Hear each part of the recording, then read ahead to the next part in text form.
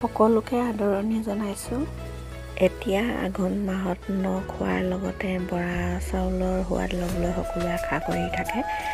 নতুন বৰা ধানৰ চাউলৰ আঠাটো বেছি হয় বাবে বহুতে আঘোণ মাহত চেৱা দি খায়। তাৰোপৰি চাউলখিনি অলপ সময় তিয়াই থৈ আমি তেলত ভাজিও খাব পাৰোঁ জলপানৰ আকাৰত।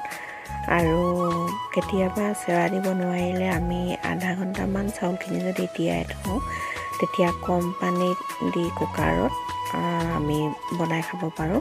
তেতিয়াও চেৱা দিয়া ভাতৰ দৰেই হয়। এইদৰে বহুতে বনাই খাই ভাল পায়। তাৰোপৰি কোমল চাউল আদি জলপান বনাবলৈ ভাল হয় নতুন বৰা ধানৰ আঠাটো বেছি বাবে।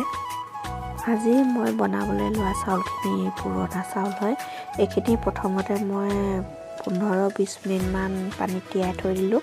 যেতিয়া ধুনীয়াকৈ কোমল হ'ল আৰু কুকাৰত তেতিয়া কম পানী দি সিজাই দিলোঁ। এটা হুইচেল মাৰিলে হৈ যায়।